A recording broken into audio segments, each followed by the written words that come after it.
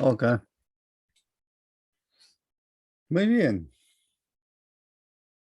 Quisiera hacer la aclaración de que en realidad no estoy estudiando la epístola a los filipenses, pero tuve que ir a Filipenses como he ido a Tesalonicense o a Primera Corintios a causa del tema que hace ya meses que tenemos, que yo le llamé la bendita esperanza, pero está en la Escritura, que tiene que ver con la venida del Señor.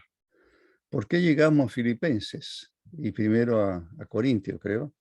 Y llegamos a Filipenses porque allí en 3 pasajes aparece este término, vocablo, que es una verdad bíblica, por supuesto, una doctrina bíblica que se llama el día de Cristo, el día de Cristo.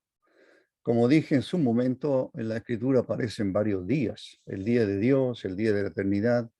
En el Antiguo Testamento aparece el día de Jehová o Yahvé o Yahweh, y que en el Nuevo Testamento se llama el día del Señor. Pero ese día está más relacionado con juicio, con los juicios de Dios. En cambio, el día de Cristo, que aparece solo 6 veces en el Nuevo Testamento, 3 de las 6 veces está en esta epístola a los tesalonicenses. Hoy vamos a leer lo que nos quedó inconcluso de la semana pasada, del jueves, que tuve que hacer un reemplazo. Entonces, pero pensando que iba a tocar el capítulo 2, pero no hice nada en el capítulo 2. Así que termino hoy, debiera terminar hoy, creo, pero agregué más. Entonces, eso me sucede. Empiezo a agregar más cosas y se me agranda o el tiempo se me achica o yo se agranda mucho el material. Así que Filipenses, no se olviden, el apóstol Pablo está en la cárcel y está escribiendo a una iglesia que ama mucho. No quiere decir que no amaba a todas las iglesias, pero esta es una iglesia como especial, iba a decir, para él. Quizás ya lleva más de 10 años constituida. Él está preso en Roma. Filipo debe quedar a unos 1.300 kilómetros de distancia, pero aún así los filipenses han demostrado para él, han manifestado, han tenido muchas manifestaciones de preocupación por él, de amor por él, con ofrendas enviadas, con visitas de hermanos como Epafrodito, que fue uno de los más cercanos tal vez. Esta epístola se llama la epístola del gozo. Es uno de los vocablos también más repetidos, más que llamano. Con esa introducción, un poquito para recordar lo que dije el jueves, que también reconozco haber hablado demasiado rápido. Y eso es porque uno intenta decir todo y no tiene el tiempo, ¿no es cierto? Muy bien. Espero ser ahora un expositor un poquito más tranquilo. Aunque nunca, no nací tranquilo y no voy a morir tranquilo, siempre ha sido así. Un poquito hiperkinético, que las cosas, nací apurado, mis hijos me dicen que, mis nietos, que voy a morir apurado. Muy bien, versículo 12. Versículo 12.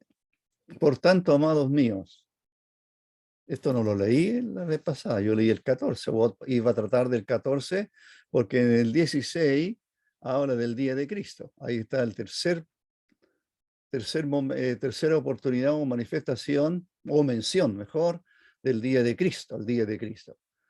Pero vamos a ir al contexto mejor completo, que es el versículo 12, aunque también debiera leer antes, pero el pasaje que está antes es el pasaje de la persona de Cristo, de su humillación y de su exaltación. Un pasaje que siempre lo leo nomás, pero creo que nunca lo he intentado enseñarlo, no recuerdo, porque siempre pensé que era demasiado. Algún día debo estudiarlo más a fondo. Por tanto, amados míos, como siempre habéis obedecido, no como en mi presencia solamente, sino mucho más ahora en mi ausencia. Y aquí viene una exhortación. Primero está este saludo tan cariñoso, amados míos, una alusión a la obediencia de los filipenses como creyentes en Cristo, ejemplo para nosotros. Y ahora dice, aquí hay una exhortación. Ocupado, este es un presente, ¿eh? Ocúpense. Ocúpense siempre, ocupaos en vuestra salvación con temor y temblor. Esta es una frase que ha acarreado varias dificultades a alguno por una mala interpretación de ella. Ocupado, ¿qué significará ocuparse en nuestra salvación? Con temor y temblor. Y el 13, en la obra de Dios en nosotros, porque Dios es el que en vosotros produce así el querer como el hacer por su buena voluntad. El 14, hay otra exhortación. Otra exhortación. ¿Cuál es la exhortación? Haced todo sin murmuraciones y contiendas. Sin murmuraciones y contiendas. Murmuraciones son quejas. Contiendas, bueno, ya conocéis el término. En el griego, del griego se deriva en otra palabra, diálogo. ¿Eh? Qué interesante. Pero es un diálogo que termina en discusión. El versículo 15. ¿Por qué hacer todo sin murmuración? Esa es la exhortación, para que seáis sin murmuración y contiendas. El resultado de ello, el versículo 15, porque de esa manera, si actuamos así, el versículo 15 dice, para que seáis irreprensibles y sencillos, hijos de Dios, eso sois, sin mancha, en medio de una generación maligna y perversa, en medio de la cual resplandecéis como luminares en el mundo, como luminares en el mundo. El 6, otro pasaje un poquito mal interpretado, en una frase ahí, asidos, ese vocablo ha sido mal interpretado. Asidos, ¿qué le viene a la mente a usted si usted escucha asido de, ¿verdad? Tomado de algo. En nuestro lenguaje más popular sería agarrado de algo. Agárrese de esto, hermano, me dijeron una vez a mí, agárrese de aquí. Tómese de aquí. Fue en otro país, pero agarrarse, tomarse asidos, no es esa la explicación. Muy bien. Versículo 15, 16, ha sido de la palabra de vida, ha sido de la palabra de vida, ¿para qué? Y aquí está nuestro tema, el día de Cristo, ¿para qué? Propósito, para que en el día de Cristo yo pueda gloriarme. Así que hay algo aquí que si los tesalonicenses demuestran, con estas exhortaciones demuestran obediencia a esas exhortaciones, el apóstol Pablo en el día de Cristo, que es futuro y que tiene que ver con el tribunal de Cristo mayormente, entonces en el día de Cristo, al ver los resultados del apóstol, va a decir, para que en el día de Cristo yo pueda gloriarme de que no he corrido en vano, ni en vano he trabajado. O sea, mi trabajo, mi vida, valió la pena. Eso quiere decir, valió la pena. Valió la pena.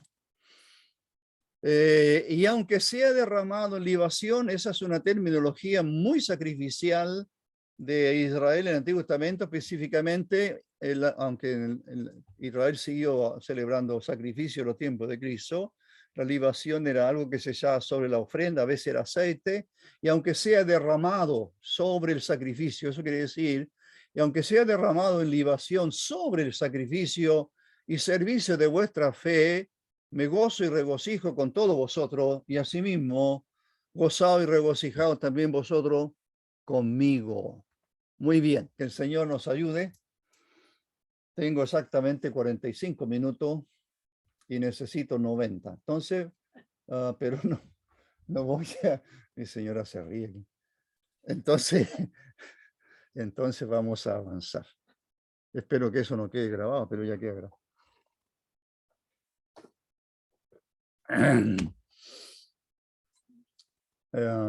Pero me alegro ver a mis hermanos que también se sonríen. ¿Qué estaba diciendo? Se me olvidó. Muy bien, vamos al versículo 12. 12 y 13 no estaba en mi programa inicial de tratar estos dos versículos, pero tuve que ir ahí, creo. Tuve que ir ahí para poder entender lo que sigue en lo que iba a decir. Entonces, aquí hay exhortaciones, yo dije varias exhortaciones, y la primera tiene que ver con ocuparse con nuestra salvación. Ahora, ¿qué es lo que hay antes? En el contexto anterior se dice. Usted ha oído hablar eso, ¿verdad? Un pasaje está entre dos contextos o está en un contexto, pero a veces dividimos un contexto anterior y un contexto posterior. ¿Qué es lo que dice antes del texto y qué es lo que dice después del texto? Y usted va a entender el texto. ¿Ya? Para entender el texto o una porción hay que ir al contexto. Y en el contexto anterior tenemos algo y en el contexto posterior tenemos algo más. Muy bien, ¿qué hay en el contexto anterior? Uno de los pasajes más profundos de las Escrituras. Uno de los pasajes más solemnes, más profundo, más solemne. Tal vez menos entendible en algunos casos o tergiversado en otros casos. ¿Qué tenemos allí?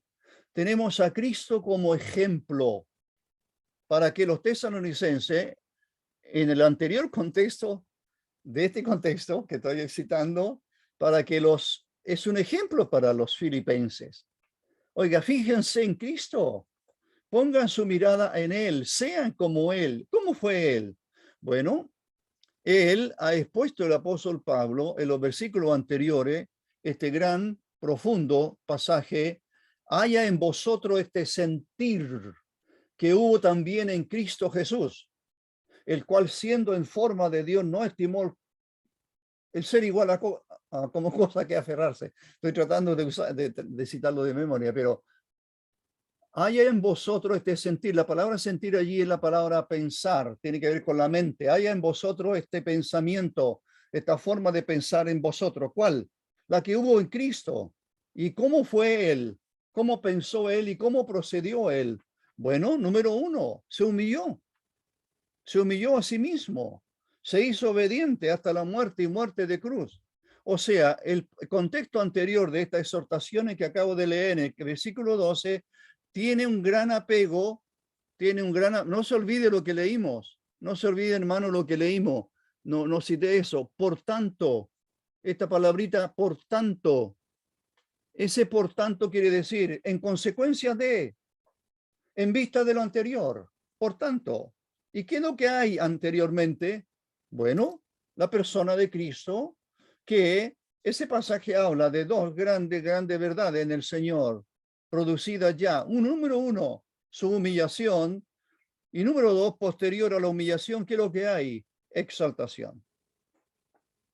Primero humillación, que no se puede exaltar, y luego la exaltación de Cristo. Por tanto, así empieza el versículo 12, ¿verdad? Por tanto, o sea, en consecuencia, en vista de, por tanto, el apóstol dice, con esta frase, por tanto, está resumiendo, dije yo, lo que ha revelado antes acerca de la persona de Cristo, y ese es el ejemplo a seguir, hermanos. Jamás olvidemos que el ejemplo a seguir, hay buenos ejemplos de hermanos y de hermanas. Uno podría decir, sobre todo los jóvenes, tienen su vista clavada en los más mayores, iba a decir los más viejos, pero mejor los más mayores. ¿Ah? Y un hermano joven podría, a mí me gustaría ser como él.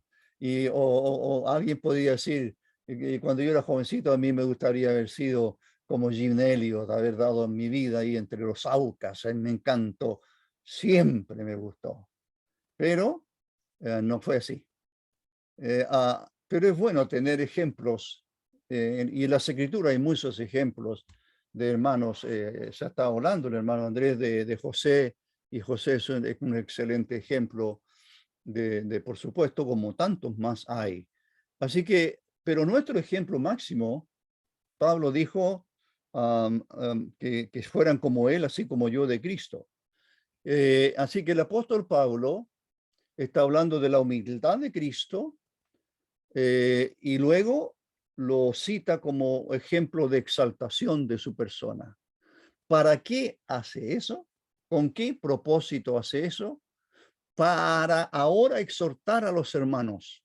La exhortación que viene es a raíz de que miremos, o más bien con nuestra mirada puesta en la persona de Cristo. En su humillación, ya podéis leer el pasaje, siendo en forma de Dios, no estimó el ser igual a Dios como cosa que aferrarse, sino que se humilló a sí mismo, tomando forma de hombre, y etcétera, etcétera. Ya conocéis el pasaje, ¿verdad? Así que el apóstol ahora dice, por tanto, amados míos, ya hemos hablado del amor, pero nunca, jamás, nunca, nunca, nunca podemos dejar de recordarnos los unos a los otros que como hermanos en Cristo nos debemos amor. Amo a mis hermanos por eso, porque son amo, porque son, perdón, porque son mis hermanos.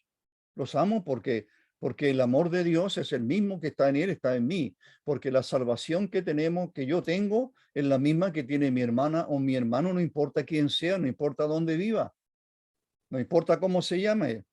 Yo no tengo más salvación que él o que ella, no.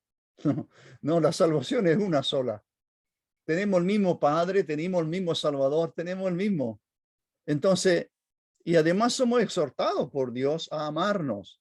Así que el apóstol aquí, cariñosamente, en vez de apelar a lo mejor a veces a su autoridad apostólica, como se dice a veces, no está usando su autoridad apostólica, no está exigiendo obediencia, por así decirlo, sino que apela a su afecto, apela al amor.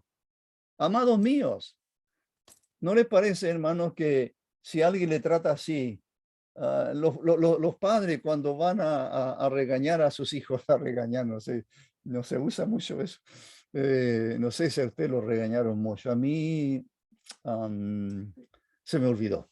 Pero cuando nuestros padres, en el caso mío más mi madre fue la que ponía la disciplina en casa, entonces cuando nos daba duro en alguna cosa, entonces claro, uno se enoja, por supuesto. ¿Qué niño no se molesta? Mi padre parece que no me quiere. ¿Cómo me castiga de esa manera? ¿Por qué me quitó el celular? Hoy día hablaríamos de eso, en mi tiempo no. Nos quitaban otro juguetito súper barato. Hoy día no, un celular. Imagínense qué hace un joven sin celular. El pobrecito se muere, ¿verdad? Se muere. Entonces eso sí que sería un castigo grande. Bueno, los padres tendrán que hablar con sus hijos. Hablé de eso para México. Sí está la hermana de México ahí, pero no supo que hablé para México durante dos lunes, hasta las 12 de la noche, y hablando de familia o de hijo, etcétera, de padre e hijo. Pero mire, si va a hablar con su hijo algún asunto, tendrá que decirle, hijo, yo soy tu padre y yo te amo. Y si voy a conversar contigo esta situación es por eso, es que me motiva mi amor por ti. Tú eres mi hijo, jamás dejarás de ser mi hijo. Por lo tanto, acepta lo que voy a decir. A lo mejor estoy equivocado, puede decir el padre, por supuesto, a lo mejor me equivoco, pero lo que yo veo es esto. Entonces, el apóstol Pablo está hablándole a personas que ama tanto que no apela, podría apelar a su autoridad como algunos padres. Yo soy tu padre y punto, ¿verdad? Yo soy tu padre. Bueno, así que él apela en esta exhortación, en vez de ejercer su autoridad apostólica, en realidad le dice, amados míos. Y luego les recuerda su obediencia en el pasado con la palabra siempre. Siempre habéis obedecido, siempre. Hermanos, ¿no es bueno preguntarme, ¿siempre he obedecido? ¿Siempre he sido un hijo obediente a mi Padre Celestial? ¿Siempre? El apóstol Pablo está diciendo, mire, está reconociendo en sus hermanos, igual le va a exhortar porque sí, la iglesia de Filipo no tenía problemas. Sí, tenía problemas, tenía problemas. Pero la exhortación que va a hacer, dice el versículo, amados míos, él, como estaba diciendo, les recuerda su obediencia en el pasado con esta palabra, siempre, siempre habéis obedecido. Esa es la frase que sobresale aquí. Por lo tanto, él está razonando, el apóstol, como si estuvieran presentes. El amor de ellos, o el amor hacia ellos, más bien dicho, de Pablo hacia ellos, está imponiendo, por así decirlo, una obediencia automática de ellos. Podría decirse, oiga, solamente la presencia, es solo ver a Pablo. Uf, imagínese usted. Pero no es la presencia de un hombre, no importa lo más grande que sea la vista nuestra, no puede eso inspirarnos a obedecer a Dios. No puede eso llevarnos o guiarnos, no inspirarnos, no puede llevarnos eso a una obediencia al Señor. No. Es precisamente el ejemplo de Cristo. Así que ahora el apóstol está diciendo, él apela a la obediencia, dije yo, en su ausencia, pero ahora está enfatizando mucho más ahora en mi ausencia, ahora en mi ausencia. Aun cuando estemos ausentes, aun cuando estemos tan lejos, aún así, el apóstol Pablo reconoce la obediencia de los filipenses a toda la enseñanza que él les ha entregado, a la obediencia que han mostrado no a él, sino es obediencia a la palabra de Dios. Hermano, nuestra obediencia, no se olvide, es a Dios y es su palabra la que tenemos para obedecer. El hermano que la explica, el hermano que la enseña o los ancianos están precisamente para eso, para guiar, para cuidar, para enseñar a la congregación. La congregación no está para obedecer a los ancianos en ese sentido.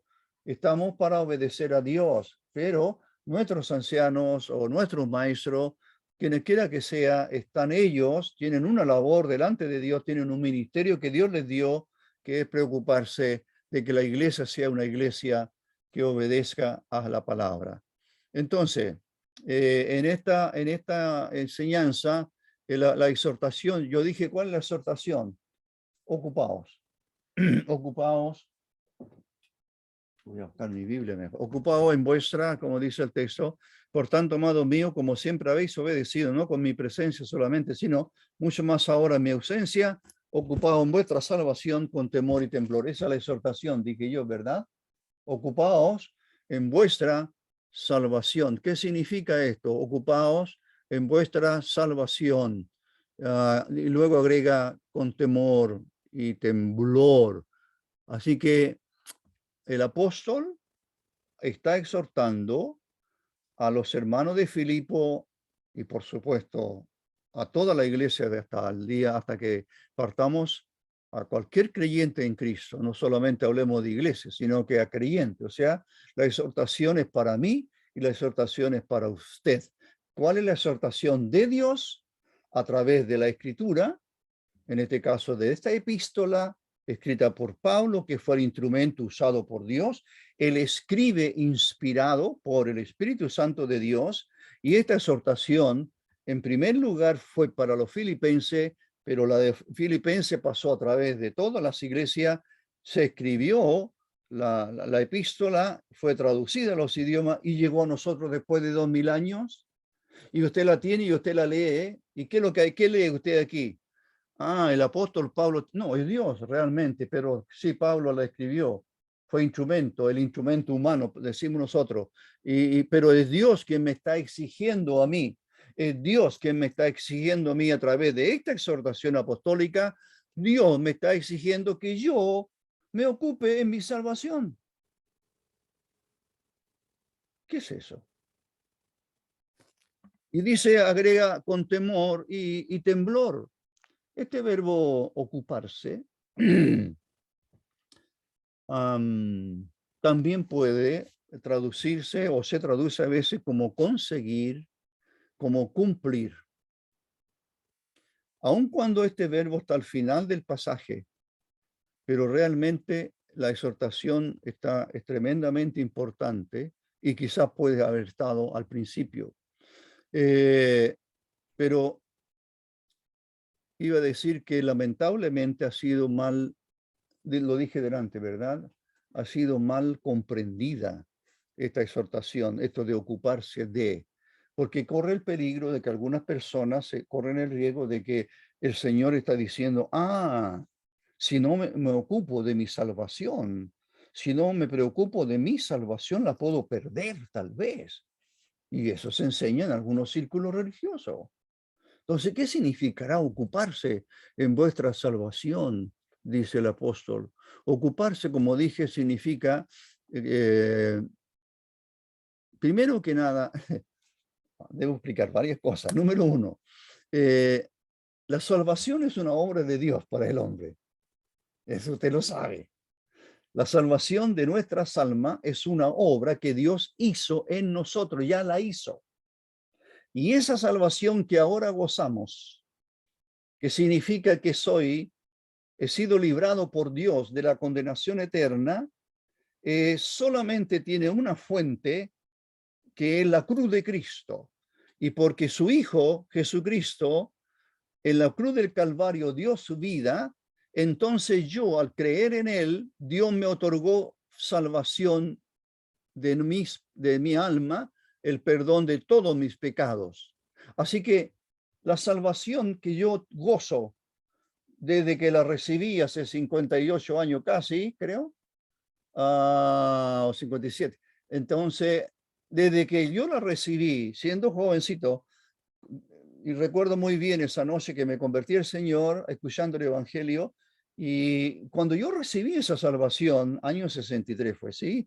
Cuando yo recibí esa salvación, jamás Dios me la ha quitado alguna vez.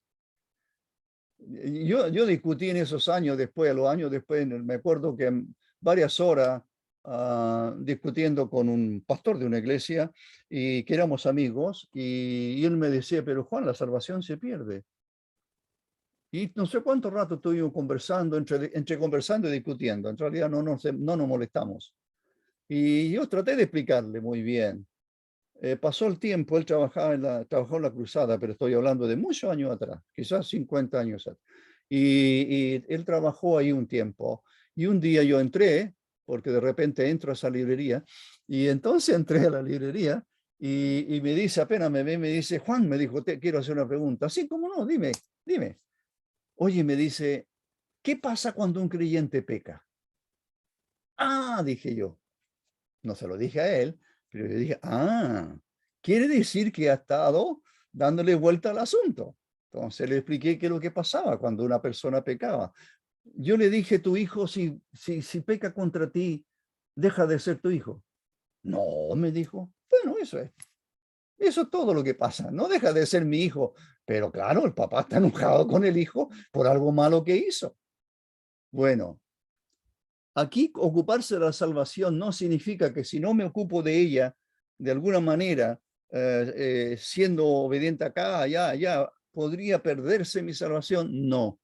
Entonces, porque la salvación es una obra de Dios, no depende de mis obras, no depende de lo que yo haga, es una obra de Dios. Ahora, si una persona confiesa ser creyente y lleva una vida inmoral, desordenada, etcétera, etcétera, bueno, alguien podría pensar, pero no conocemos el corazón de esa persona, alguien podría pensar, ¿cómo podría ser creyente esta persona? Sí, pero no se olvide lo que dice Dios en su palabra. El Señor conoce a los que son suyos. Ese es un lado. Y apártese de iniquidad todo aquel que invoca el nombre de Cristo. Como lo decía uno de mis maestros, era como una moneda que tiene dos lados. El lado de arriba, desde el cielo, Dios conoce a los que son suyos. El Señor conoce a los que son suyos. Y la parte de abajo, que es la parte mía, es apártese de iniquidad. Todo aquel que invoca el nombre de Cristo. Interesante, todavía no se me olvida ese ejemplo que escuché hace como 50 años. Así que la salvación es una obra de Dios en el creyente en Cristo. No depende de lo que yo haga, no. Pero debo vivir en obediencia a Él, por supuesto que sí. Así que la base de mi salvación es la cruz de Cristo. La base de mi salvación, de mi redención, del perdón que gozo, no depende de lo que yo hice ni de lo que yo haga. No depende ni siquiera de lo que yo creí. Yo soy salvo porque Cristo murió por mí. Y cuando creí en Él, me apropié de esa salvación. Eso es otro mal entendido, a veces mal comprendido. Así que la salvación de un creyente, por supuesto, Dios me salvó hace tantos años, o en el caso suyo, menos tal vez. Así que esa salvación no significó un acto inicial. Sí, Dios me salvó, pero ahora depende de mí. Depende de cómo me comporte, ¿ya? Ocuparse de esa salvación para alguno significa eso. Y cuando yo creí en Cristo, Dios me dio la salvación. Pero si yo peco, Dios me quita la salvación. Eso es lo que me decía ese pastor esa noche. Yo le dije, pero eso sería un juego, le dije yo. O sea, hoy día, ¿y qué tengo que hacer para ser salvo de nuevo? Bueno, arrepentirte. Oh, decía yo, entonces mañana peco, me arrepiento y Dios me otorga, me devuelve la salvación. Y estuvimos ahí conversando, pero no les cuento todos los detalles. ¿Qué manera de tergiversar la palabra del Señor? No, la salvación que Dios nos otorgó por su naturaleza es absolutamente ya completa en la provisión de Dios para nosotros. Tiene que ser aplicada, por supuesto, a la experiencia del creyente porque estamos en Cristo y etcétera, etcétera. Muy bien, ahora voy a tratar de explicar esto. Tengo una frase más larga, pero leo al final donde dice que el creyente tiene que ocuparse en lo que Dios le ha dado, en lo que Dios le ha dado. O sea, Dios me dio algo que yo amo con todo mi corazón y yo me ocupo de ello. ¿En qué sentido me ocupo? Así que la exhortación esta, que no tiene que ver con la salvación del pecado, no, ese es un asunto ya transado, ya está hecho. Así que no tiene que ver porque soy justificado por la fe en Cristo. No, más bien esto tiene que ver con mi obediencia, ocupado en vuestra salvación con temor y temblor, ocuparme en mi salvación, significa que yo en mi vida debo preocuparme de mi desarrollo espiritual, de mi crecimiento espiritual, debo preocuparme de mi vida espiritual, que es más importante que mi vida física. Nos preocupamos de las cosas, por supuesto. ¿Estamos preocupados de la pandemia? Claro que sí. Que hay más contagiados, que ha crecido en Chile muchísimo más, etcétera. Estamos en la punta, dicen algunos, que luego va a empezar a bajar, dicen otros. Nosotros nos pusimos la cuarta dosis ya, el viernes. Lo que no quiere decir que a lo mejor no nos contagiemos, se contagian las personas. Así que, no sé, alguien me dijo, oye, alguna vez vamos a contagiarnos todos. Pero que nos dé suavecito, me dijo, que nos dé suavecito. Claro que sí. Pero hermanos, ¿estamos preocupados a lo mejor de eso? ¿O estamos preocupados de otras cosas? Hay muchas cosas. Pero aquí el apóstol Pablo dice, preocúpate de tu desarrollo espiritual. Preocúpate de tu crecimiento espiritual. Haz todo aquello que en la bondad de Dios, con las capacidades que Dios te da, con las herramientas que Dios te ha dado, ocúpalas para que tú seas un creyente cada vez más maduro. Ocupaos en vuestra salvación, dice, con temor y temblor. Así que el creyente en Cristo, a medida que va pasando el tiempo, él cada vez va entendiendo mejor la malignidad de este mundo, lo malo que es el pecado, lo triste que, todo el daño que causa, cada vez va aprendiendo más, tiene que aprender más a conocer su naturaleza. Ocuparse de mi salvación significa yo tengo que conocerme a mí mismo, tengo que saber que en mí, como dijo el apóstol Pablo, en mí no mora el bien, no mora el bien. Lo que no quiero, eso hago. Romanos.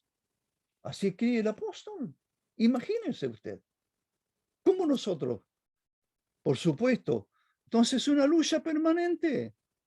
Como dice el apóstol en otra, que no tenemos lucha contra carne y sangre, sino contra, y habla de espíritus malignos, etcétera. Pero no se olvide, la otra vez lo dije, mi mayor enemigo para no crecer, mi mayor obstáculo soy yo mismo. Soy yo mismo. El mundo está ahí, pero el mundo lo usará Satanás para ser atraído, para que yo lo vea muy lindo, como Eva cuando vio el árbol. ¡Qué árbol más hermoso! Y me encantó este árbol. Así es el mundo. Y Satanás usa esas cosas para atraer, para atraer, para atraer, para atraer. Es increíble las cosas que tiene este mundo para atraer a las personas. Y ahí ocupan su tiempo, son capaces de gastar miles o millones de pesos para ver un espectáculo. Es increíble, nos resulta increíble a mi señora y a mí. Ayer o anteayer, una persona en México, hermana, vendió su automóvil. No sé cómo le dicen ustedes, coche, carro, auto, lo que sea, pero lo vendió para comprarse una entrada para ir a ver a un cantante no sé cuántito. Imagínense de lo que es capaz el ser humano. ¿Eso es su vida? Bueno, así que el creyente en Cristo. Ahora esto dice, no he terminado. El creyente en Cristo que va madurando, cada vez va conociéndose a sí mismo y va leyendo más las escrituras, está orando, está diciéndole al Señor, Señor, yo no soy capaz de mantenerme fiel a ti, estoy lleno de debilidades.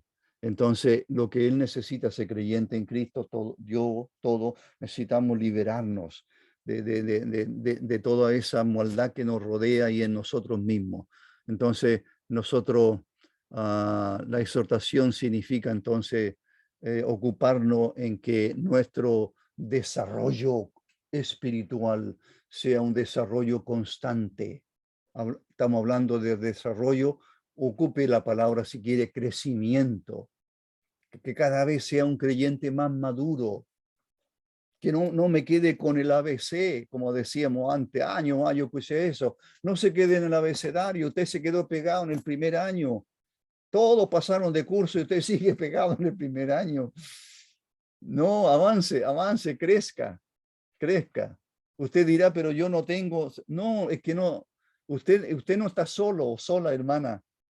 Usted tiene a su Señor, usted tiene el Espíritu Santo que mora en usted, usted tiene un Padre Celestial que le ama, usted tiene la palabra de Dios, usted tiene una iglesia, etcétera, tiene muchas herramientas y medios. Así que una persona que se ocupa en esta salvación que posee, entonces el apóstol Pablo está diciendo que es una exhortación, vuelvo a repetirlo, Pablo está exhortando a la iglesia, no es una amenaza, se me había olvidado eso. No es una amenaza, no es que él lo esté amenazando. Mire, si usted no se ocupe en su salvación, quizás, ¿qué le va a pasar? ¿Ha escuchado eso, verdad? ¿Alguna vez? Si tú no eres un creyente fiel, el Señor te puede castigar. Yo no soy el Señor, no puedo decir eso. ¿Cómo podría decir eso? Mire, esta persona ha sufrido tanto, algo malo tiene que haber hecho. Y entonces Dios, no, eso es un tremendo, es una maldad de pensar siquiera así. Yo no puedo pensar así. No puedo pensar menos decir algo así. ¿Por qué? Porque solo el Señor conoce el corazón, mi corazón, solo el Señor conoce el corazón de cada uno, de lo suyo, y solamente el Señor sabe qué es lo que yo necesito para, para que mi vida siga el camino que a Él le agrada. Solo Él sabe. Él no trata a todos sus hijos igual. No, porque no somos iguales. Entonces, con temor y temblor. Estoy todavía en un solo versículo, parece. Bueno, en esta exhortación con temor y temblor, dice, claro, estoy todavía en el versículo 12. Muy bien. ¿Qué significa con temor y temblor? Porque ¿cuál es la exhortación, hermanos? Repitamos la exhortación. Ocupaos en vuestra salvación con temor y temblor. Ocupaos. Ya dijimos lo que es ocuparse. No tiene que ver con mi salvación en el sentido de que soy salvado del infierno y a lo mejor pierdo mi... No. Tiene que ver con mi desarrollo espiritual en este mundo. Ocuparse en mi salvación es ocuparse en lo que Dios me ha dado. ¿Ya? Muy bien. Entonces, Con temor y temblor. ¿Por qué? Lo leí por ahí, pero a ver si se me graba o no. No hay peor, a ver, no hay peor enemigo, no hay peores enemigos del creyente en Cristo. No hay peores enemigos que una satisfacción personal y el orgullo. He crecido tanto espiritualmente. Eso es una de las cosas que más daño nos hace. ¿Para qué decir de compararnos con los demás? Mire cómo se quedó él. Y nos convertimos al mismo tiempo. Pero yo estoy aquí, pero él se quedó ahí, estancado. Temor y temblor significa mírate a ti mismo, hermano y hermana. Mírate, mira tu corazón, mira cómo eres. Y te vas a dar cuenta que estás lleno de debilidad. Que no puedes vivir sin el apoyo de divino. No puedes vivir sin su fortaleza. Hay que orar, tengo que orar y oro todos los días para que el Señor me fortalezca con temor, preocuparse de mi salvación con temor y temblores, porque los enemigos más grandes de mi vida espiritual precisamente son esta satisfacción. Mire todo lo que estoy tan contento. Es como un fariseo, ¿verdad? Estoy tan contento de lo que hago. Doy diezmo de todo lo que gano. ¿Sabe usted, hermano? Yo todos los meses aparto tanto dinero, y más que el diezmo. Usted no sabe lo generoso que soy. Eso, por supuesto, no. Esto de temor y temblor significa dejar afuera cualquier grado de satisfacción, de orgullo. El crecimiento espiritual tiene lugar precisamente cuando nos damos cuenta, de que somos realmente débiles, somos indefensos, estamos necesitados. Señor, no puedo yo luchar sobre mis propias capacidades porque no las tengo. Señor, no tengo capacidades. La capacidad para vencer el mal, la fuerza para vencer el mal viene de ti. Señor, tu espíritu que mora en mí, tu palabra que tengo que me has dado. Señor, la oración, mire, el espíritu de Dios mora en mí, la palabra de Dios la tengo conmigo y la oración la puedo en cualquier momento, puedo dedicarme a ello. Esos son. Yo dependo de eso. ¿Por qué? Debido a mis debilidades. Yo soy carnal, dijo, vendido al pecado, dijo el apóstol. Qué lenguaje. Así que el apóstol Pablo está hablando de este temor y temblor, que son las reacciones apropiadas de un creyente verdadero. Es el creyente que se da cuenta, como dije antes, se está dando cuenta, este creyente está reconociendo su debilidad, su insuficiencia, y su debilidad y su insuficiencia. Así que el remedio, por supuesto, está en apropiarse de lo que el Señor, de la fuerza del Señor, de la suficiencia que viene de Él, del poder que Dios da. Así que el apóstol Pablo, en esta exhortación de ocuparse de nuestra salvación, no tiene que ver con nuestros esfuerzos propios, sino tiene que ver de mi dependencia del Señor. Yo no puedo depender de mí. El versículo, alcanzo a mirar un poquito, el versículo 13, ¿ya? Entonces, sigue pendiente, seguirá pendiente. Filipenses. Versículo 13, porque Dios, mire, da una razón. Porque Dios, ¿por qué tengo que ocuparme mi salvación y debo ocuparme con temor y temblor? Es decir, reconociendo mi debilidad, mis limitaciones, mis incapacidades, me ocupo en mi salvación, pero me ocupo dependiendo de Dios. Ya lo estoy repitiendo de otra manera. Pero ahora está diciendo por la razón. ¿Por qué? Porque Dios es el que produce en vosotros así el querer como el hacer por su buena voluntad. Ve que no soy yo. Es Dios. Dios produce en mí. Dios obra en mí. Dios opera en mí. Es que interesante que esta palabra en vosotros produce, producir, es la palabra de la cual deriva nuestro vocablo energía. Energía. Energeto, creo que es en griego, energía. Por lo tanto, el poder para ocuparme en mi salvación de la forma como Dios quiera, el poder para llevar una vida, iba a ser triunfante, pero una vida más bien que dé gloria a Dios, una vida que honre al Señor, una vida de obediencia. Para tener una vida así, yo necesito la energía de Dios. Aquí dice que Dios produce en mí, o sea, Dios me energiza. Qué interesante, ¿verdad? Es la energía o el poder que Dios solamente puede influenciar en la voluntad del creyente. Yo dependo de eso, tengo que depender. Entonces, ¿qué hace eso? Dios está sustituyendo o reemplazando mi debilidad propia de ser un hombre que vive todavía en una naturaleza que peca.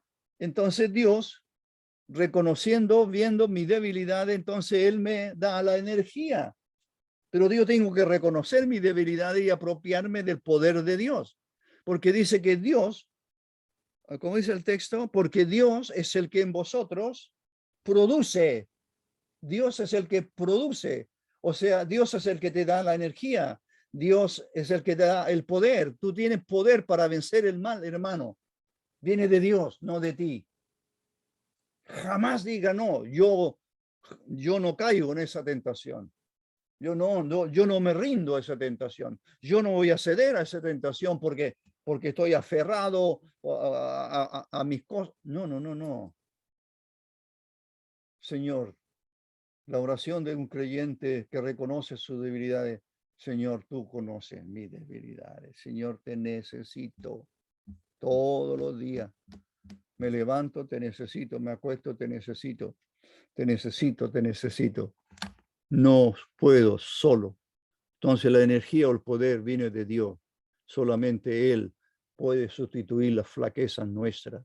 La vida cristiana o la salvación, preocuparme de esta salvación. Esta vida cristiana puede solamente vivirse o realizarse por el poder infinito de Dios. Y aquí yo estoy con vosotros, dijo el Señor, hasta el fin del mundo. No estáis solos. Cuando Él va, Él dice, os enviaré otro consolador, el otro paracleto, para que esté con vosotros para siempre. Él os guiará toda la verdad. Él tomará de lo mío y os hará saber. Hermanos, no estáis solos. No estoy solo. No estáis solos ustedes. El Señor está con nosotros.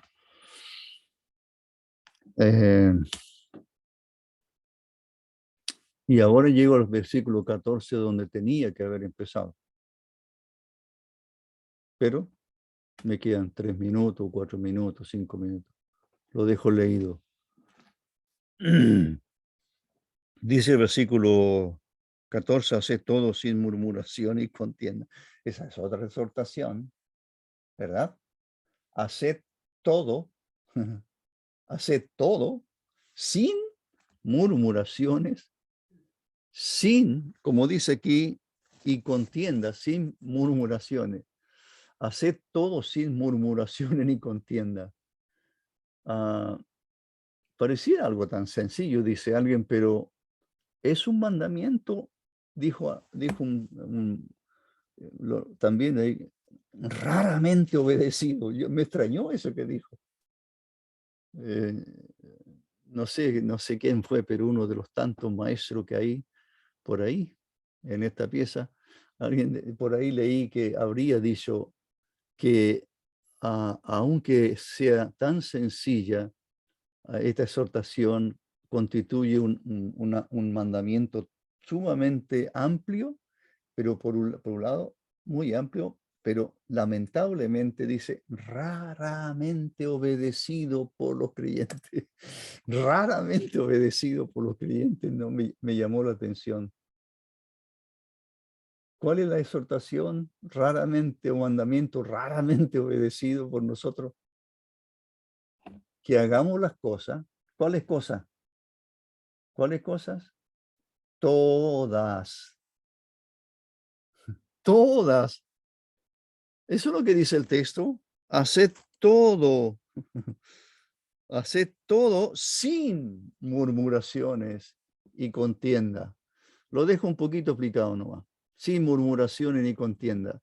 Bueno, creo que esta es una de las fallas más comunes de los creyentes. Cuando se pierde la vista, apartamos la vista de la gracia de Dios, de la gracia de Dios. Uno de los fallos más comunes, como dice este predicador. Y el ejemplo que habitualmente se echa mano es a Israel en el desierto, se pone como ejemplo. Sí, una buena ilustración son ellos. ¿En qué?